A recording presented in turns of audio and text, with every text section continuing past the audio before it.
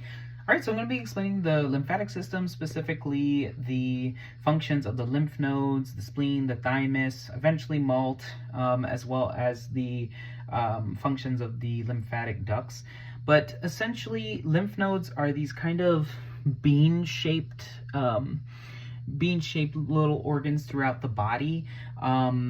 They help circulate lymph, which is like a clear fluid. It contains white blood cells and waste products, and essentially these nodes act as centers for where for important cells to learn and mature, and to fight off pathogens that enter your body. Lymph nodes can accumulate in different areas. Like, for example, here I have like the cervical lymph nodes. The axillary lymph nodes is here. You have the inguinal. You also have the mesenteric lymph nodes. And so like these accumulations of the lymph nodes act as little centers where the like the battles even take place to defend your body from the pathogens. The spleen filters your blood, but it also has an important immune function of kind of acts as like a reservoir for like white blood cells and platelets. And when you have an infection, it releases these things to help fight off pathogens. So kind of acts as like a blood filter as well as an immune defense agent. And then the thymus is the area where T cells go to mature.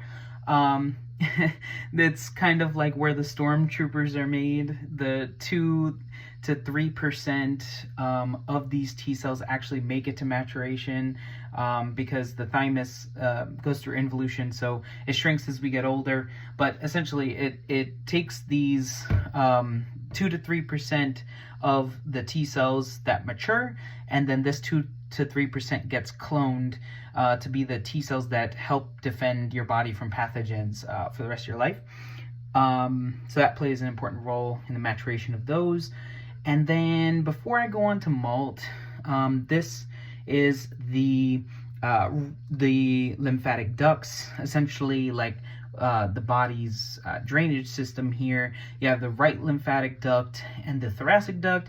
As you can see, the workload is not really evenly distributed. The right lymphatic duct really works to drain like your right side, your right arm, right chest areas, and your right side of your face. It pretty much drains out everything into your right shoulder. Your thoracic duct is where your essentially all the stuff from the left side of your body goes to drain, and all of this goes and drain on your left shoulder as well. When I say that it empties into an area in the left shoulder and the right shoulder, what I'm talking about is the left subclavian vein and the right subclavian vein. Eventually the lymph will enter these subclavian veins both on the right and left, and re-enter body circulation by actually mixing in with the blood that goes back to the heart and then gets re-pumped out to the body. An important call out too that I forgot to mention is this cisterna cheli. It is a collection center of lymph, as essentially like all the lymph that comes from here collects at this one point in this abdominal region. So just wanted to call it out as it's like an important collection point of lymph. All right, so lastly I want to explain the function of MALT. MALT stands for mucosa associated lymphoid tissue. All of this is to say is that it is lymphoid tissue that is present in like the mucosal lines of the body, like places where mucus exists. So it helps especially defend areas that are exposed to the environment. So like your digestive tract, your nasal cavity, all the areas of mucus, your urethra, bladder. These lymphoid tissues help protect against pathogens, and they exist within the mucus themselves. And there's a bunch of subcategories like GALT and BALT and all of this is just categorized based off of like the specific organ systems that they protect. So GALT is like gut associated, this is bronchus associated, so essentially, you know, this is nasal cavity associated, vulvovaginal associated, and conjunctiva associated.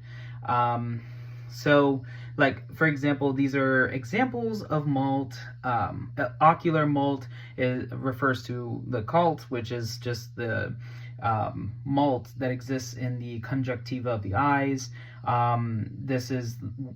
This lining of the eyes has mucus, and that's where there's lymphoid tissues that help protect from infections of the eyes.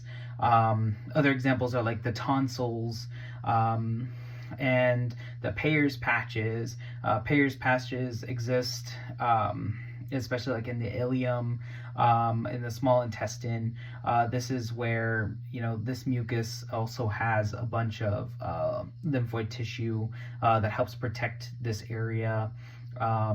You also have like the appendix, which the appendix is made of lymphoid tissue that helps protect the gut. And so the appendix is actually a part of GALT, which is a part of malt. So these are just some examples of malt and how important they are in our immune defense.